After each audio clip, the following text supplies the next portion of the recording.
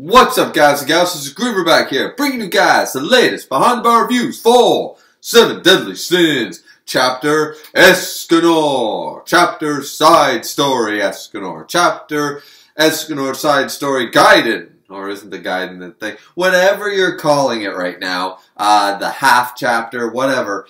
This is supposed to be the equivalent, something we have been waiting for a long time. Remember the Griever Gaiden? Remember the Griever backstory? About 45 pages of genius. 45 pages that turned Griever from a shit character to me personally. A character I just didn't like. Regardless whether he was a good character before this or not. That's not what I'm arguing. I didn't like him and I didn't like the character. After that, I loved the character. Everything started to click. Everything started to make sense. And he was much more well-rounded. Great writing, great story. Escanor, we were waiting. We were waiting at Escanor fanboys because what was the one complaint? What was the one real complaint that was valid from anybody who didn't like Escanor? The real complaint was he's one-dimensional, or he's just an answer, or he's just like we don't know anything about him outside of that he's just a strong guy who one-hits everything. You know, so this was more necessary than with Griever. This was a necessity, and it was a valid necessity, and we were all waiting for it. We were waiting for this type of treatment, whether in the main story or done in this fashion. The issue that I have right off the bat with this is, I mean, guys, you think I would be so hyped. And when I first read it, I felt the hype, but after rereading it and reading it again and then reading it again, I realized that I was hyped for something I really did not receive. Because the Gaiden's supposed to give you the answers. We're supposed to have the character arc wrapped up. We're supposed to give us the answers, figure out the reasons, and then make the next chapter come full circle. The character has his moment. We didn't get anything. We got one thing. One real thing. And that's it. And plus, we got a little bit of some retcon stuff, or maybe more questions rather than answers. Let's just go through the chapter, and I'll explain as we go. So, beginning opening of the chapter, there is a color page that wasn't translated on a lot of sites. It's simply Rosa leaving Escanor in the barrel sort of idea, doing the barrel in an Elf King's Hall sort of thing from The Hobbit, I guess, was the inspiration there. And Escanor, you know, crying like, I don't want to leave, I don't want to leave. And Rosa being like, you have to leave. And I'm like, all right, this is starting off good, right? We jump over to Leonis. Already, Escanor is on trial for apparently trampling over numerous towns and villages and injuring a multitude of magic knights or holy knights that came after him and insulting Bartra somehow. And Bartra's just like, but this young man is so polite. And they sentence him, and we see it's nighttime Escanor. We knew it was night right away from the first panel, and sentenced to flogging and a public hanging and crimes of pride. What's the pride part really coming into? Like, automatically, that's kind of weak. You know, that calling him the sin of pride, it was really weak as this being their reason. Like, Griever's was pretty strong. Like, Merlin's makes sense. Meliodas' makes sense. Escanor's makes sense, but they don't know enough about him for that to make sense yet. So, it's a weak reason. Like, I thought there would be something bigger or better, you know. There's something about, you know, his title of prince or something, and he continuously spews it or something. I don't know. I just figured there would be something a little bigger and grander as to why he is the lion sin of pride. But, I mean, okay, it's not necessarily, it's not a retcon, it's not a problem, it's just kind of weak. And then, but that's not one of the answers we really wanted now, is it?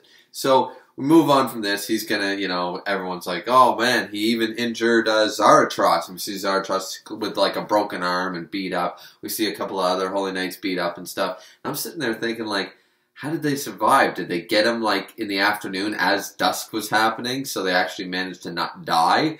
There is another explanation for this that we'll get to in a little bit. But then we see Meliodas pop in and do the same idea, like, I'll take him, Your Majesty. And Escanor's like, huh? You? What?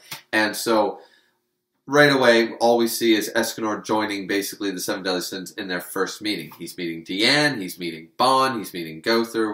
He's just meeting everybody, and everyone's having their interactions. Not going to go over a single one. There is a cute little one, I guess. So, like, Deanne is all, like, explaining what everybody does. Bond's a thief, King's a fairy, blah, blah, blah. But the one little funny caveat is King's first thing is, let me ask you one question. Do you like big women? And he's like, no. He's like, you pass. I was like, okay, that's kind of funny, right? The other thing is, of course, Bond doesn't believe that, like, this is really the seventh one. This is the last one to join. Because Escanor, of course, was the last one to join the Seven Deadly Sins. I don't know if we knew that for certain before, but, I mean, that's okay. That's cool to know.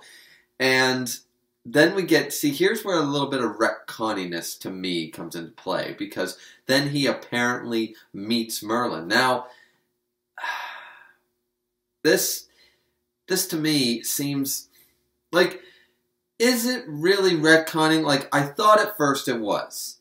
It's not making a whole lot of sense with the flashback, but you can kind of squeeze your way through it. Meliodas and Merlin, like, Deanne introduces Merlin, and Merlin doesn't deny that they've met.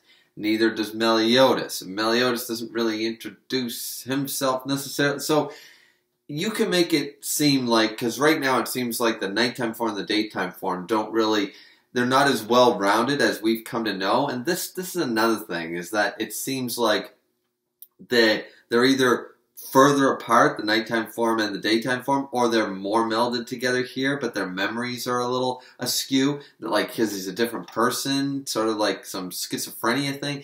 It's just, I'm not sure, because Merlin is introduced and stuff, and Escanor's reaction to this is simply, Merlin, son? And she's, okay. It's like, you look so much like Rosa sort of idea, right? And she says, I believe, and he's thinking about Rosa, and he goes, I believe this is the second time we're meeting Merlin. And that's when Deanne says, huh? You guys have met before. And Merlin states that, well, we heard rumors about him, and the captain and I were going to go look for him, but then the king came down and asked us to go and, like, retrieve him sort of idea. But it's left ambiguous as to whether they actually did that. It would make sense, because we saw in a flashback, Meliodas and Merlin were the ones to go get him. But it doesn't make sense in the fact that that interaction, like, the one key thing missing here is the interaction in the interim, the in-between. As I said, it must have been like literally Escanor was turning back to nighttime form then. Daytime Escanor would not have gone with them.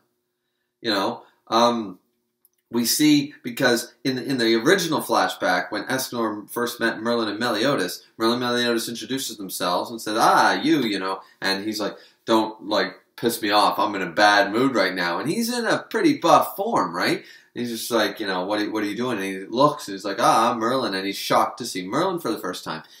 He didn't, apparently, that still happened, but then they captured him and he went along willingly, like, but there was no fight, because if there was any type of confrontation, which you know Escanor daytime form would not have come quietly for anyone, you know, he doesn't know anybody yet, then how he would have known that Meliodas in a few pages wouldn't have died. So, like, could we not have gotten a better dialogue exchange here to explain this away? Or did Nakaba truly forget that he did this? Or is Nakaba going to chalk it up to, well, that's kind of a twisted version because it was the nightmare teller from Gowther. It wasn't actually real. I'm like, well, then we have to forget everything we saw of his past, which honestly, that gave us more information about Escanor than this whole Gaiden. So, yeah, I'm trying to figure out whether the flashback from the Vyazil, from the Fight Festival, or not Vyazil, yeah, Vyazil, the Fight Festival with Gloxinia and Droll, if that still happened, or if that's retconned, or it's just really poorly trying to tie back to it, I'm thinking it's now the latter. I originally, as I said, I thought it was a retcon for a long time that didn't make sense. But I read the official in the volume that I have. I read the official translation, and then I read this one a couple more times, and there's nothing actually retconning it. It's simply the interactions and the reaction, especially from Escanor and the dialogue involved, that lends it to sound like it's their first time meeting. And there's no indication they met before. So, it's a really bad stretch. I think Nakaba just really, he wrote this quite poorly, in my opinion, this exchange. Now, after this, they decided, oh, well, let's celebrate the 7th is here, and we're going to start drinking, and they party all night and stuff, and Bon asks, like, Escanor, what are you good at? Bow and arrow, knives, what is it, and what is it? And Escanor says, like, writing poetry. Writing poetry is his specialty, and we already knew that, of course. Then afterwards, the party's going on and stuff, and everyone's kind of passed out and stuff. This is where Escanor walks out to town, walks away from the bar on his own, sort of idea, whatever meeting place they were in the castle town. And after a quick talk with the captain of the 7 Deadly Sins, Meliodas, and he walks out, and then him and Merlin have a conversation. Now, why Escanor left in the very dead of night after that quick chat with the captain is because he realized it's nearly morning. He claims that he's got to go to the toilet again, sort of idea, and most of them are passed out, sort of idea. And he's walking down and he says, and he says a nice poem about, thank you for everything, sort of idea. A quick little, not a haiku, but something, a 3-verse sort of quick poem there. And he's just like, he regrets leaving, but he has to say goodbye because morning's here soon and he doesn't want to hurt anybody.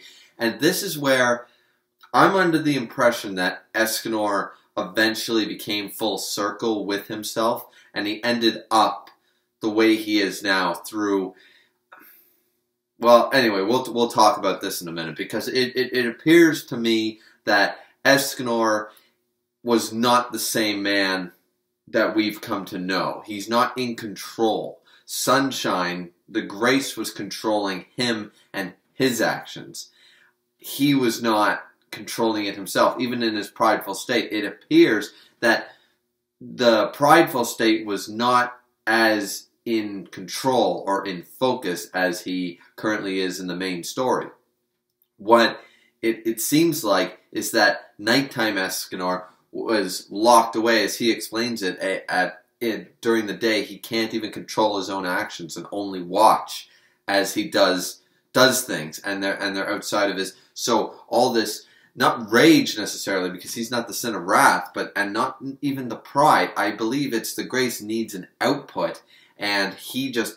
And, hence Rita, right? Rita's supposed to channel a lot of sunshine that emanates off of him to probably help him maintain, monitor, and control the greatness that is, of course, sunshine. I know we're getting to theory territory here, but it seems like even the prideful, the daytime Escanor, is regretting his own actions. He himself cannot control his own actions. So we know for a fact he can do that later on in life in the main story. By the time we meet him, he's already in full control. He's not worried about hurting anybody, that kind of stuff. So either he finally came to a balance or an understanding, or maybe Merlin and Meliodas, maybe he sparred a few more times with Meliodas to try to control himself. At this point, he's only, 10 years ago, so 30, he would have only been in his 20s, maybe even a little, closer to his teens at this time, when he first met the 7 Deadly Sins.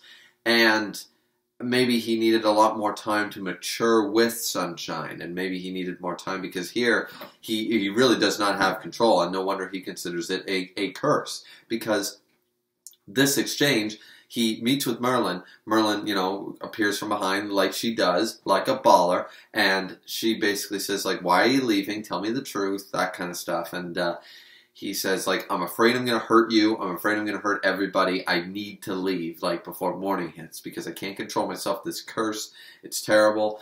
And that's when Merlin refers to him as a very interesting man with this very strange, I find it a strange expression on her face. And this is where, Escanor, of course, blushes and stuff. And he goes, I'm serious, And then they notice that the dawn has risen. That's when Meliodas walks out and basically says, I've heard about that, and he's, kind of cracking his knuckles, walking towards him like, is your power really as strong as unbeatable as they say? We should test that out, sort of idea. And then we notice the demeanor change. Merlin notices the demeanor change, and Escanor has already gone into halfway's buff form, and he's just kind of like, my advice, I'll give you a piece of advice, do not step any closer. I can't guarantee I won't kill you, if you take another step. He goes, this is not for you to decide, sort of idea, like you'll regret this. And so then Meliodas, of course, says, don't worry, I'm pretty strong, and he takes one step, and the next shot we see is Meliodas crashing into Bon, snapping Bon's neck and killing Bon. And we see Escanor standing there, fist raised, and he's looking at his fist like he hates himself right now. He's like, I told you not to come near me. He's like, why am I like this? Why, and he's just like, damn it all, right? And he runs away. This is prideful Escanor, the man of the day, running away, upset at his own self, upset about his own power right now, and his powerlessness to control his own actions. And that's when he finds the closest giant mountain thing he can, and he clearly beats it until dusk. He's literally just punching a mountain, destroying it into smithereens, just to get an outlet so he doesn't hurt anybody else. And he's just beside himself. And this is where we reach about the halfway point of the chapter. I don't mind this exchange. It taught us a little bit. But, as I said before, there's only real one answer we got. And this exchange, while good, in my opinion, raises more questions. Because when did he master sunshine? How did he master this? We never even knew about this indication that maybe Escanor couldn't actually control his daytime form previously. This is our first indication that that was ever even a thing. So I'm sitting back and going, okay, that's great, but this guy isn't supposed to answer the answers. He's not supposed to give me more questions. So even though this exchange is good, I'm sitting back like, Nakaba, unless you're planning on spitting out another 30, 40 chapters with some more Escanor information, you're kind of fighting against yourself here to well round out a character arc, because I'm sitting here going, like, this is interesting, but I don't know the reason. And how did he master it? Did he train with Merlin? Did Merlin invent something? Did she come up with some type of training regimen? Did he spar with Meliodas and Bon, the unkillable, all the time because it was safe for them? Did he meditate? Did he find some form of peace within himself to counter and to balance out the day and the night? Did he, maybe he internally talked to Sunshine with the help of Gother? We don't know, and it raises questions, and yeah. So, but that's the first half of this chapter. Of course, it's a longer chapter, but as you can tell already, though it's interesting and it's nice to know, this feels more like filler than giving us a true guidance of answers and information. Now, this entire time he's beating, it's implied that he was beating multiple mountains until dusk, but maybe it was just a one that he beat until this perfect little looking wizard tower wretched thing. But he the whole time he was thinking, somebody somewhere kill me. I want to die. I don't want to live like this. I don't want to live with this guilt and this power anymore. So it's actually quite tragic. And as I said, if we had context for how they worked on this, this would answer a huge question if we had known about this before, but whatever. And by the end of this chapter, trust me, we still don't know how he managed to get to full circle. Now, after this, we see Merlin show up at night. She shows up, she finds him, says, I've had to take a long time to find you, what are you doing? And Escanor's just like, see, people get close to me, I can't get close to them because it's one night, yeah, I can spend a night, but then morning comes and I'm going to kill people, I'm going to hurt people, and I just can't, I don't want to hurt people, I don't want to live like that and stuff, right? So, now Merlin tries to convince him by saying, look, like, this amazing power of yours, I'm sure we can figure it out. And that's the only thing we get about this whole, her implying that they somehow figured out how to reach a happy, equilibrium inside of Escanor between his day and night form at the time, his sort of hulking rage. And this is okay. Merlin has an interaction here with Escanor where Escanor kind of reads deeper than, I guess, even Merlin. Escanor is quite insightful in certain moments, and here's a good one where he says, you know, you don't just look like her, but just like Rosa, you were saying sweet things about my curse and not afraid to talk to me and stuff like that, even knowing what's going on. You're very similar like that. You sound like her, and you even have those same lonely-looking eyes that she did. That insight right there, lonely-looking eyes. I'm like, okay, all right, you know, like, so Escanor's not a total, he's not a total, you know, just blasé about things. He can still read people and stuff. I suppose as a poet, that's what he would have to do. Now, here's where he says, I mean, thank you very much, but I'm going to have to decline nonetheless, because who would want me, and why are you even talking to me after I killed both of your friends? Like, everyone should leave me alone, I want to die, right? And that's when Meliodas and Bond show up and go, who did you kill? Yeah, we're fine. Like, you're not the only monster around here, Escanor. We're the Seven Deadly Sins. We're freaks. And we're all here trying to live up to our sins' names and basically fulfill our lives and repent and all this stuff. So you're not the only one in the bad, you know, in the bad basket, right? You're here with multiple, like, individuals. I mean, no one is like the sun. Praise that goddamn sun. Nobody is on that pedestal, but at least in the same vicinity. So, that being said, here's where, I mean, he kind of sits back, he thinks about it, and he's just like, listen, I could hurt all of you, and I'm just, like, you don't understand what this curse is, you don't understand what my power is, you don't understand, and then basically Gother reads his mind and basically said, oh, stuff we already kind of knew. He was a prince of the Castillo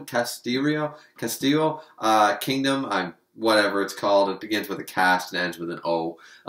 It's irrelevant at this point because it's destroyed. It was destroyed by barbarians about 20 years ago. So this would put Escanor's age, I mean, you can kind of do the math. As I said, I think he's probably in his early 20s here. That's my guesstimate, but I'm not really sure. But suffice to say that he did go back to the kingdom one day eventually, after he was sent away as a young child by Rosa and stuff, and Gother relays all this information. The only one who his love interest sent him away, Rosa, and he eventually went back, but he couldn't find her. He couldn't find the ruins of the kingdom. Bond, I think it's Bond, is the one who brings up the fact that that kingdom, wasn't that destroyed by barbarians like 20 years ago? So there is no kingdom left. We kind of knew that, but this is the state we're in. So he is a prince of a kingdom that is no more. So Lord Escanor is not just a title because he's awesome. He really was a prince, confirmed 100%, not in a Q&A, but in the main story. Okay, so that's all fine and dandy, and he just basically goes, yeah, well, that did all happen sort of idea, and then he talks about, like, wanting to go find Rosa and apologize or something like that, and Merlin basically said, well, why don't you just ask me? Like, I will, like, I'm a magician, I got teleportation, I got all this stuff. It should be pretty easy to find, like, put a location spell and find this Rosa person, right? And Escanor's like, wow, really? And then he kind of relents and goes, you know what? No, I shouldn't meet her. You know why? Because he doesn't want to show himself probably still in a lost version of control. He still doesn't have control. He's embarrassed. He doesn't really want to see her in the current state that he's in. Because she saved his life, and he hates his life. It wasn't a life worth saving to him right now. So he's just like, no, you know what would be better? I'd rather not meet her yet. I'd rather just die, and that kind of stuff. Bond gets pissed about this, of course. You know, he picks him up and is like, you want to die already? I'll help you. You know, you little runt sort of idea. Meliodas says, you know what? Calm down. You know what we're going to do? Tomorrow, we're going to fight. We're going to have a fight at noon.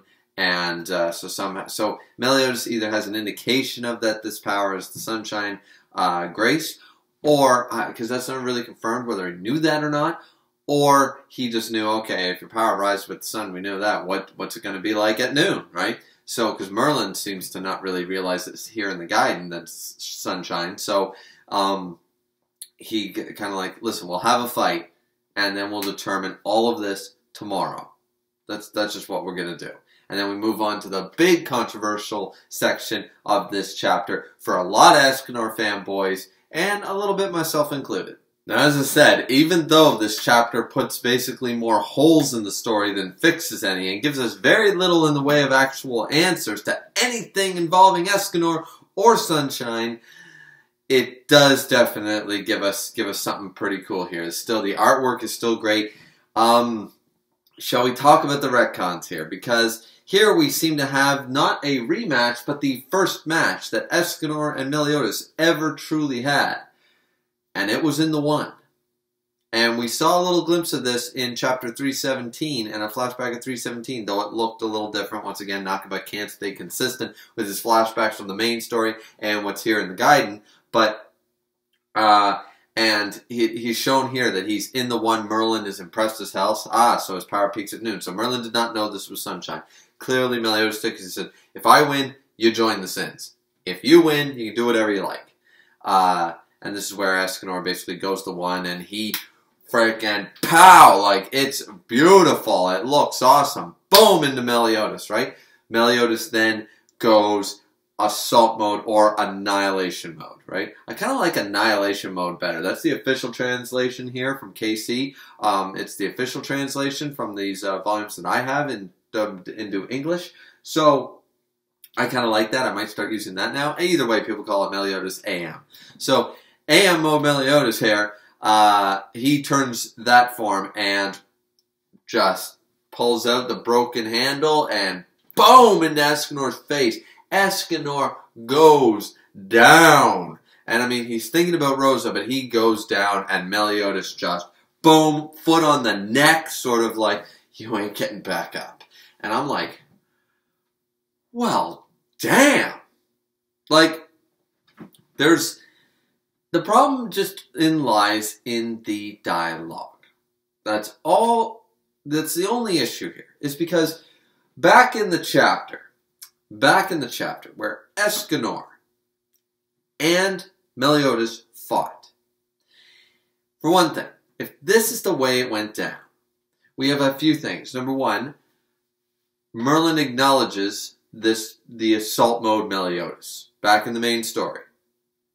I believe it's chapter like 222, 223. And in that, Merlin acknowledges, like, this is a mode. And then Escanor's like, alright, I'm going to go fight him, sort of idea. And we don't know any of this yet. And Merlin says, Escanor, even for you, that mode, like you can't do. So, like, that's consistent. He's like, even as the captain is now, you can't even hurt him.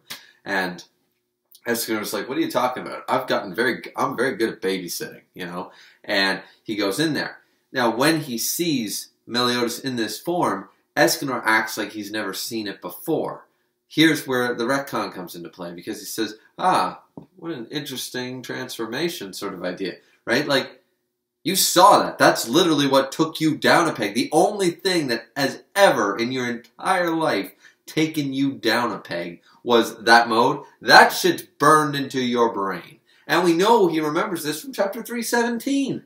When he was going to die against that weird fodder demon, baby demon thingy. So the baby Enduras, the stupid name things.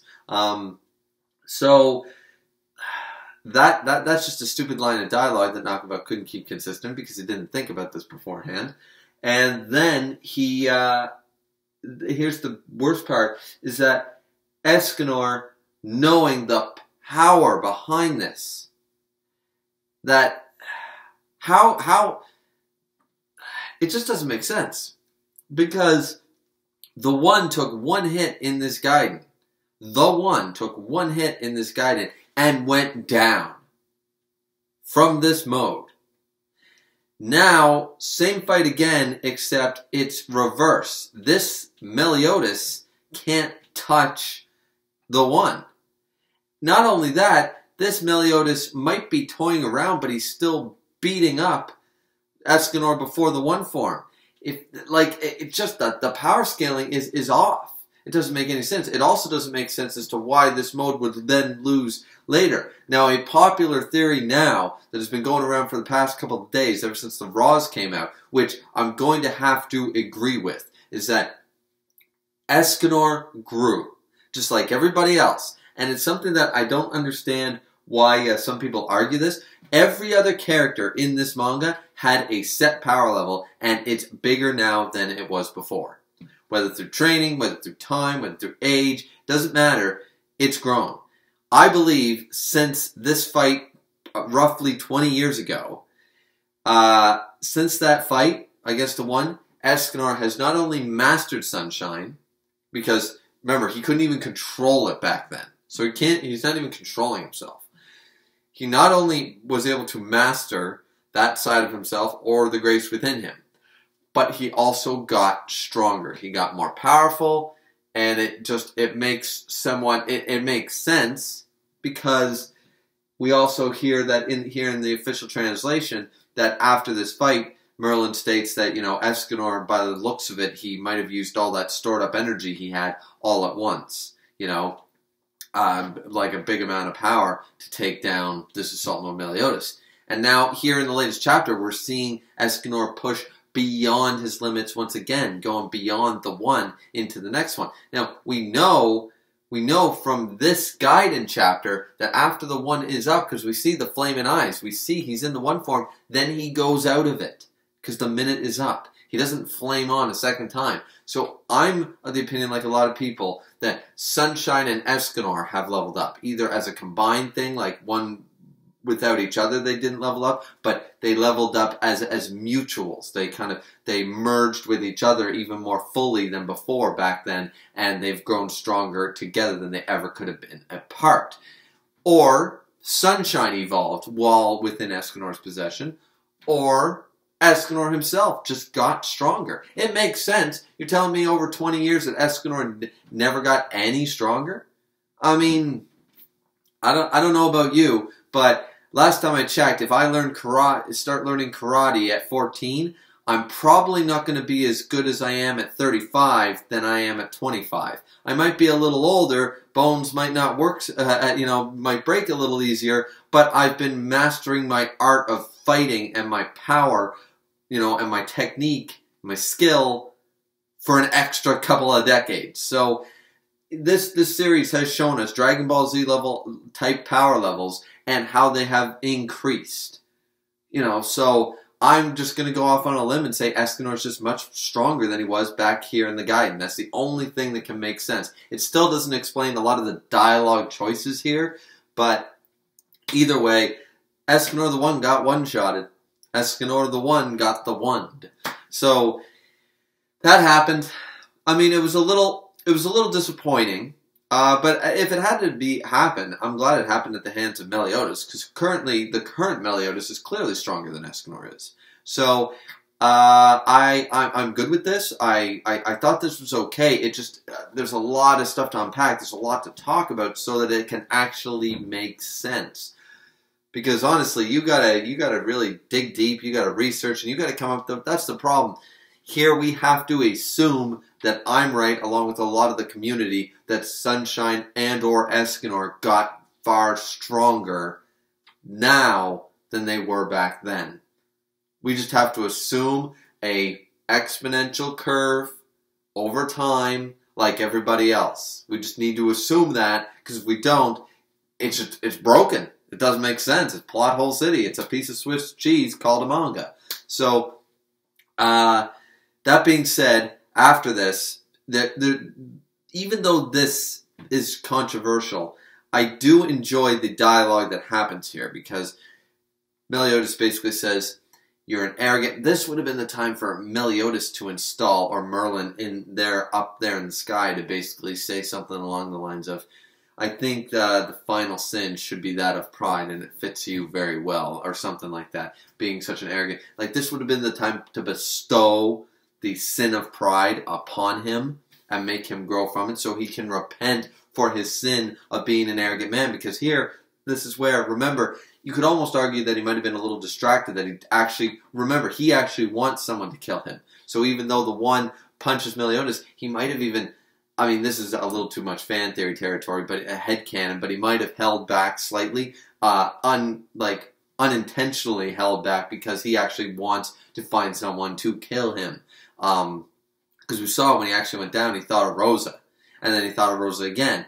And this is where Meliodas basically says, you think this life is your own? Like, if you're still eager to fight, I will kill you right here. But your life is not your own. Don't be so arrogant. Like, Rosa gave up this life for you. She risked her life for you, and this is what you've done with that life thus far, just to throw it away. Like, that's an arrogant thing to do, right? Like, don't pretend that your life is your own to decide when you die. You know, other people have saved you and stuff. So that's actually a really, really good speech. I like that. I like that dialogue going on between Meliodas and Escanor there. Escanor starts crying and realizing that, you know what, I do want to live on, and that's where Meliodas smirks. He's like, yeah, okay, you know, now I've finally gotten through to you. So this is where they probably started working on that whole he wanted to die, the curse thing. That was probably part of the reason it was holding him back. He was so scared of his own power and his own strength. This is where he asks Merlin for a request to go and basically go find Rosa for him, right? And then we get into the final part of the chapter, which is the really only answer we get about any question we had about Escanor. So Rosa is dead. And she's a human. And that's it. All the theories, all the symbolism, all the who is that, what do they know, what are they a part of? Nope. Disappointment. I don't mind my theories being wrong, ladies and gentlemen. I really don't. That's why I call them theories. I don't call them facts, I call them theories. It's something that I think would enhance a story, if I think that I would enjoy the explanation, if it would be cool to figure it out. But I don't mind my theories being wrong. However, this is lackluster. Can anybody honestly say that my theories regarding Rosa that you guys already know, and if you don't, you can go check out my videos. They're still valid. They're still valid. I'm still proud of the videos and the idea. Can you honestly say you're happy with this, resolution here? That Rosa has simply been dead this whole time? She just simply, out of the entire kingdom, thought, no, little Escanor, the prince, I mean, it's not his fault. I'm gonna help him get away. She was the only one in the entire kingdom and castle, and just so happens to be Rosa, and she died. Like, there was importance put on Rosa, and it seems like the importance is lackluster, I guess. I mean, it helps Escanor's storyline along, but the way Nakaba showcased Rosa to us led us to believe she was something grander, something more important than just a good person. The implication was that there was more to it, and I just felt a little bit like, oh, okay. I mean, we got the answer. We now know who Rosa was. She was clearly maybe just a maid in the castle or something, and she took care of Escanor, and she thought he was a kind person and didn't want him slaughtered, so she helped him escape. The explanation is fine. It's just, well, I was hoping more from Rosa, that's all. And what's the connection here between Merlin and Rosa? Are they really just going to do that another, Roe and Bond thing? Where it's like, oh yeah, they look exactly alike. Nakaba couldn't come up with another character design. People are actually going to acknowledge it in the manga, and zero connection. I mean, if we had brought up doppelgangers and stuff before in this series, then I'd be okay. I understand that a lot of people have met their own doppelganger, in reality, in real life. But, I mean, this is a bit of a stretch, guys, to actually acknowledge that Rosa and Merlin look very similar to Roe and Bond here and stuff like that. And then all of a sudden it's like, yeah, but, just forget about it.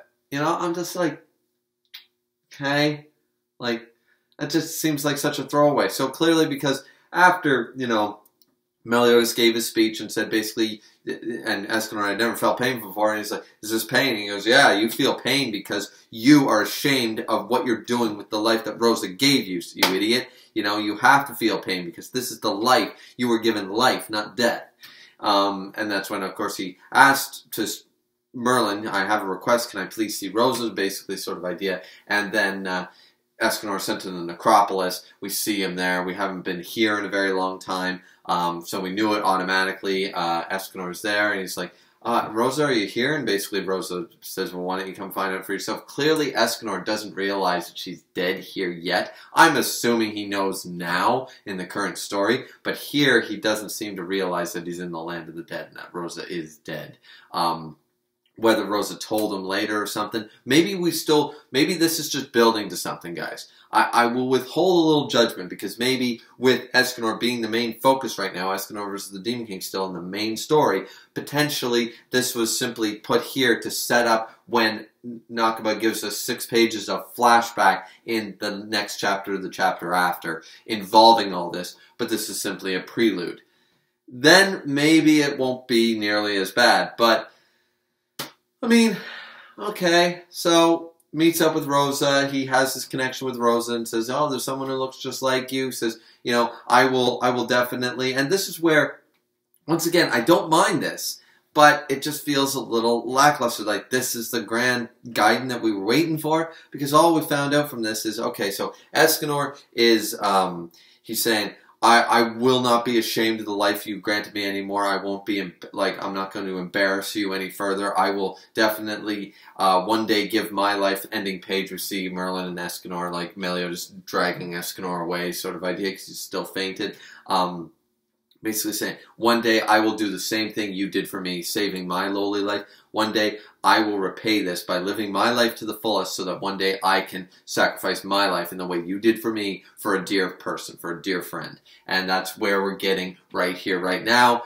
It does kind of defeat the purpose, knowing that Meliodas is much stronger and can still kick the Demon King's ass, that this is it's not a necessary sacrifice. If you really look at it black and white in the current story, it would mean a lot more if everybody was dying and Escanor came and saved them, and like, I don't know, Meliodas just wasn't there yet, he was comatose for some reason, then it would probably hold more weight. Right now it just seems like, okay, it's really like, you're really, you know, going above and beyond when you don't have to, Escanor, so it's, you know, that kind of ruins it a little bit. But he seems to have a happy time talking with Rosa in the necropolis, and that's basically the guidance, guys. Now, as I said, what do we really... This guidance, all it really did, and don't get me wrong, I don't mind having this information, even though some of it's a little retconny and feels a little plot hole-y. Outside of that, I did not mind getting the chapter. I still enjoyed page to page of this chapter. And it showed us stuff. It just didn't show us the answer to things we needed to know. We needed to know how Sunshine. Why Sunshine? Rita. Why Rita? How Rita? How is it connected? Rosa. We need the answer about Rosa. These are the questions we had. These were the burning, I would say, the five main questions about Escanor. Did we want to see how he joined the 7 Deadly Sins? Yes, and we did. Did we want to see this first battle that was mentioned in 317 between Escanor and Meliodas? Yes, we did. But were they necessary to see? No, we know that they eventually, with that little flashback, that could have been left ambiguous. We never actually needed to see Escanor joining the 7 Deadly Sins. We knew that he ran into Meliodas and Merlin, and we could summarize that they somehow convinced him to use his strength. And then in 317 we knew that Meliodas and Escanor had a battle. Meliodas won, and he basically said, see, you're not the be-all and end-all. There are other strong dudes, and he probably said, alright, cool, you can be captain then. I'll follow you everywhere, and we'll see what we get into. You know, we assumed this for the longest time, and everybody was satisfied with that. Nobody argued over that. So I would say the 5 top questions, as I already mentioned, that we had about Escanor before this guide was, who is Rosa? Everything involving Rosa. Number 2 was, how did Sunshine come to find Escanor? Right? How did it come to find him? And why choose him? And as a caveat to that third one, why did it not kill him on impact? What's special about Escanor? There's those. Then we have Rita. 2 things about Rita, at least for me. One, Rita is like this beloved maiden by the sun sort of idea. Who is this beloved maiden? What's the connection? And number 5, where did Rita come from, and why is it able to absorb sunshine and stuff? Is it a goddess weapon sort of idea? I mean, the last 2 are kind of weak, so you could probably lower it down to 4 and just say Rita in general, like I said, Rosa in general. And out of these 4 or 5 main questions that we've all had, we got one answer. And the answer was not very epic, shall we say. It was simply, yeah, Rosa was just a human. She helped Escanor, and she died. The end. So, like, I feel like we did not need that guiding. Like, did I enjoy it? But yes, but I also enjoyed those 4 filler episodes on Netflix that don't actually happen in the main story of Seven Deadly Sins. Where Bon and Meliodas duke it out inside of Perfect Cube. Where Gil Thunder goes on some drinking contest thing and stuff.